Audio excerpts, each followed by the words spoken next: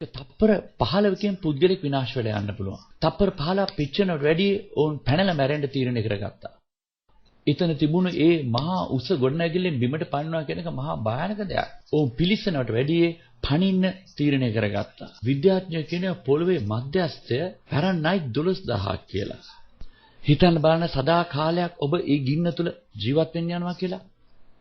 ඔබට එතන කිසිම දෙයක් කරන්න නැහැ. කිසිම දෙයක් කරන්න නැතුව කාලය ඔය ගෙවි යනවා.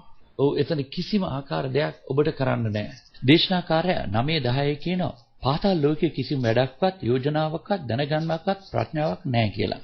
ඒ වගේම පාතාලයේ කිසිම ආකාර විවේකයක් නැහැ. ඔබට අපායේදී නිදිමත තේරෙනවා. ඒ නිසා ඔබට නිදාගත යුතුයි. ඒත් ඔබට නිදා ගන්න නම් බෑ. ඔබට රාත්‍රියක් හෝ දෙකක් නිදා ගන්න ලැබුණ නැත්නම් ඔබට මොකද්ද වෙන්නේ? මේ ආකාරයෙන් කවදාවත් ඔබට නිින්ද ගන්න ලැබෙන්නේ නැහැ. ඔබට නිදා ගන්න නැතිකොට ඔබට හැංගෙන්නේ මොන වගේ ආකාරයක්ද? ඉතින් අපායේ නිින්දක් නැහැ. එළිදර 14:9 කියනවා. ඔවුන්ගේ දුක් වේදනාව සදා කාලයට දූමයක් මෙන් ඉහළට නැගී කියලා. ඔවුන්ට විවේකයක්ද නැති බව එතන සඳහන් කරනවා. මෙතන වේදනාවේ කෙලවරක් පමණක් නෙවෙයි ශාරීරික විවේකයක්ද නැති බව පෙන්වනවා. ගීතාවලිය 127:2 දෙවියන් වහන්සේ ඔහුගේ දරුවාට නිින්ද දෙනවා කියලා තියෙනවා. නිින්ද දෙන්න ලබන්නේ උන්වහන්සේගේ ප්‍රේමාන්ත දරුවන්ටයි. ඔබ එතෙන්ද ගියාම ඔබ උන්වහන්සේගේ ප්‍රේමාන්තයන් නෙවෙයි. තෑම යහපත් දීමනාවක් ලැබෙන්නේ දෙවියන් වහන්සේගේ. යාකෝබ් 1:17 කියනවා. ඉතින් අපායේදී දෙවියන් වහන්සේ යහපත්කම අත්දකින්න බෑ. ඔබට උස්ම ගන්න බෑ. ඔබට උස්ම ගන්න වාතේ නැහැ. ඔබට ඉරුවෙලියක් නැහැ. ඔබට වෙන පුද්ගලෙක් එක්ක සහභාගීත්වයක් තබා ගන්න අවස්ථාවක් ලැබෙන්නේ නැහැ. ඒ ගිනිවිලේ නොයිකුත් දෙනා එකට හිටියත් ඔවුන් එක්කෙනෙක් අනිත් එක්කෙනාට කතා කරන්න බැරි තරමකයි ඉන්නේ. ඔබ ළඟ ඉන්න පුද්ගලයාට ඔබට කතා කරන්න බෑ. මේ හැම දෙයක්ම දෙවියන් වහන්සේගේ ආශිර්වාද අපිට ලැබිලා තියෙනවා. මේ හැම දෙයක්ම දෙවියන් වහන්සේ අපිට දීලා තියෙන ආශිර්වාද. ඉතින් දෙවියන් වහන්සේව ඔබ ඉවත් කරාම එතන අපාය හැදෙනවා. එතන කිසිම යහපත්කමක් නැහැ. ඔබට දිදා ගන්න බෑ, ඔබට කන්න බෑ.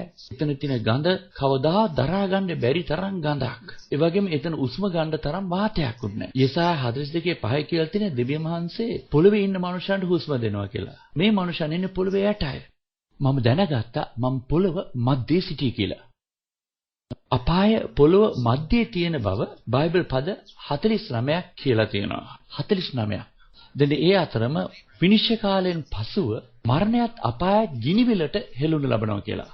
ඒ විනිශ්චය දවසෙන් පස්සේ ඒ එළිදරව් 20:14. හැබැයි දැනට අපාය තියෙන්නේ අපි පොළව යටයි. මේ ගැන කියන බොහෝ බයිබල් පද තියෙනවා. එපිස 4:9 කියන යේසුස් වහන්සේ පොළවේ පහත්ම ස්ථානට බැස ගියා කියලා. ලූක් 16:26 පරතරයක් තියෙන බව කියලා තියෙන අපාය. එසිකේල් 26:20 කියන පහතට යෑම ගැන කතා කරලා තියෙනවා. මේ බයිබල් පද බොහෝමකින් පෙන්වන දෙන අපාය පොළව මැද්ද තියෙන්නේ කියලා. මේ අනුව මම පොළව මධ්‍යස්ථයේ 70ක්ම 3700ක් ඇතුළට හිටියේ. මේ ස්ථානයේ මෙතරම් ගැඹුරු බවම දැනගත්තා. අපි දන්න පොළවේ විශ්කම්භය 70ක්ම 8000ක් පමණ. එහෙම අර්ධ විශ්කම්භය 70ක්ම 4000ක් පමණ විය යුතුයි. මම හිටියේ පොළවේ මධ්‍යස්ථයට ඉතාමත් කිට්ටු වෙනුයි.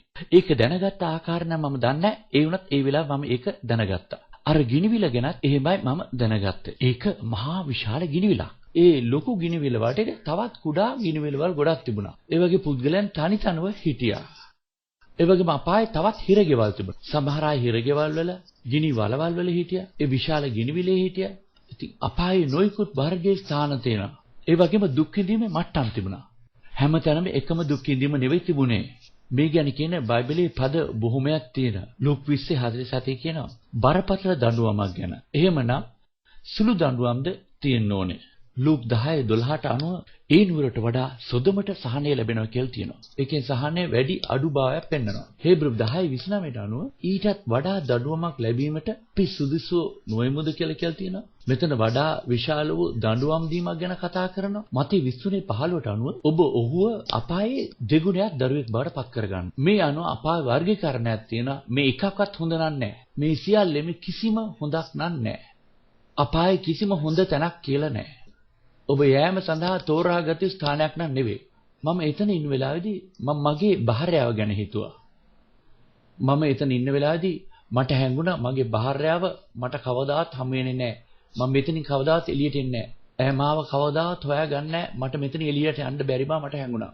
මේ සිතුවිල්ල මට බොහොම වද දුන්නා. හිතන්න බලන්න සදා කාලයක් මම ජීවත් වෙන්න යනවා. ඇය දන්නේ මම කොහෙද ඉන්නේ කියලා. මට කවදාවත් ඇය වෙතට යන්න බෑ. මේක මට ඊටාම භයානක සිද්ධියක් බවට පත් වුණා. මම මගේ භාර්යාවට කියලා තියෙනවා මම මොනවා වුණත් මම ඈ සමග ඉන්න යනවා කියලා. ඉතින් මේක තමයි මට දරා ගන්න වෙලා තිබුණු තවත් එක සිද්ධිය. ප්‍රේම කරන අයගෙන් ඔබට වෙන් වෙන්න වෙනවා. මම එතන ඉන්න වෙලාවේ මේ පොළවේ ක්‍රියා කරන හැම දෙයක් ගැන මට අවබෝධයක් තිබුණා. හැබැයි මෙතන ඉන්න බොහෝ දෙනෙක් තේරුම් ගන්නෑ අපිට යටින් තවත් ලෝකයක් තියෙනවා කියලා. වරක් මේ පොළවේ ජීවත් වෙන බිලියන ගණනක් සෙනගස් පහත ඉන්නවා. ඕනේ ස්ථානයේ දුක් විඳිනවා. ඔවුනුත් ඔබයි මම වගේ ඔහි ජීවිත ගත කරා. ඔවුනුත් සාමාන්‍ය අය වගේම ජීවත් වෙන්න පටන් ගත්තා. දැන් සදාකාලටම ඔවුන් තමාගේ පවුලෙන් වෙන් වෙලා සදාකාලික නිරයකට ඇතුල් වෙලා තියෙනවා. එතනදී මට එක තප්පරයකට මතක් වුණා අනේ හොඳ කෑමක් කන්න පුළුවන්ද කියලා. අනේ වතුර පොඩ්ඩක් බොන්න තියෙනවනම් අනේ වතුර වල තියෙන අනාර්ගාත්වය. අර බයිබලයේ ඉන්න පොහොසත් මිනිස්සයා වතුර බින්දුවක් ඉල්ලපු ආකාරය මට පිපාසයක් ඇති වුණා. මම වතුර වලට ඊ타මාත්ම විශේෂ අගයක් දෙන පුද්ගලයෙක්. මමත් මගේ බහාරයවත් අපි යන හැම ස්ථානෙකටම වතුර ගෙනියනවා. අපි ලෝකේ නොයෙකුත් ස්ථාන වලට ගිහිල්ලා එකතු කරගත්ත වතුර වලින් බාර් එකක් දාලා තියෙනවා ගෙදර. ඔබ වතුර වලට අගයක් දීලා නැත්නම් දැන් ඔබ අගය කරන්න ඕනේ. මම පෙරලා හැරිලා ආපුවාම මගේ බාරයා මට වතුර දුන්නා. මට තේරුණා වතුර වීදුරුවක ජීවනය තිබ්බා කියලා. දන්නාද වතුර වලින් පෙන්වන්නේ ජීවනය කියලා. මේ පිළිබඳ එලිදරා 21 කියනවා. මම හැරිලා ඇවිල්ලා මම වතුර දිහා බලලා කිව්වා මේකේ ජීවන තියෙනව නේද කියලා. අපායේ ජීවනයක් නැහැ. ඒ නිසා වතුරක් නැහැ. සකරියා 9:11 කියලා තියෙනවා. වතුර නැති හිරගෙවල් වල මනුෂ්‍යයන් ජීවත් වෙනවා කියලා. ඉතින් වතුර කියන්නේ දෙවියන් වහන්සේ දුන්න ඊටමත් අනර්ග වූ දීමනාවක්. මටත් පිපාසයි. දැන් මම වතුර බොන්න යනවා.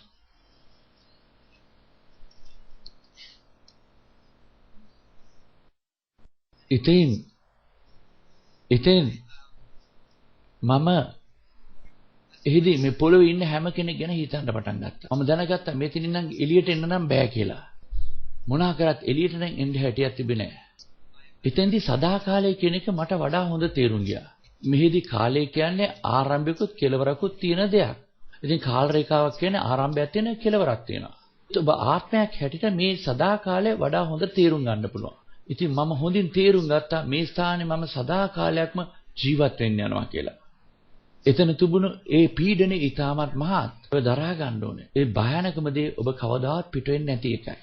ඔබ සදාකාලයක් ඒ අනුව ජීවත් වෙන්න යනවා. දැන් ඉතින් මේ කතාවේ අනිත් පැත්ත කියන්න ඉස්සලා මම කැමති මේ වීඩියෝ පටේ පෙන්වන්න. මේක විනාඩි 3ක් පමණයි. මේක මේරිකේ බැක්ස්ටත් මමත් එකතු වෙලා කරපු දෙයක්. අපි දෙන්නම එකතු වෙලා හොලිවුඩ් චිත්‍රපට කීපයක්ම බැලුවා. අපි උත්සාහ කරා අපි දැකපු අපාය විස්තර කරන යම් චිත්‍රපටයක්. මේ හොලිවුඩ් එකෙන් පෙන්වලා තියෙන හොඳම දේ ඒත් අපි දැකපු දෙයට වඩා ඉතාමත්ම අඩු තත්ත්වයකින් තියෙන්නේ. ඒ සහෝදරිය දැක්කා බියවීමේ ආත්මයක් එළවන එක්තරා කාන්තාවක්. ඒ සදාකාලටම දුවනවා. මට නම් කිසිම ආකාර ශක්තියක් තිබෙන්නේ නැහැ. අපායේ මම බොහෝ දේවල් දැකලා නැහැ. අපාය විශාල ස්ථානයක් දෙවියන් වහන්සේ මට පෙන්වුවේ ඉතාමත් ස්වල්ප කොටසයි. මේ සහෝදරිය ඒ දැක්කා. ඒ වගේම කෙනෙක් හේකින්ගේ ඒ අත්දැකීම් විස්තර කරන චිත්‍රපටයේ කොටසක් තියෙනවා. ඒ වගේම කුරුසවල ඉන්න මනුෂ්‍යයන් කීප දෙනෙකුත් ඔබ දකී. මේරිකේ සහෝදරිය කියනවා කුරුසයට උපහාස කරපු සෙනගක් ගැන. ඒ අයව සදාකාලයක් තිස්සේ කුරුසවල එල්ලලා ඉන්නවා කියලා කියනවා. ඔබට මේ චිත්‍රපටය බලලා අපාය පිළිබඳ යම් ආකාරයක අදහසක් ගන්න පුළුවන්.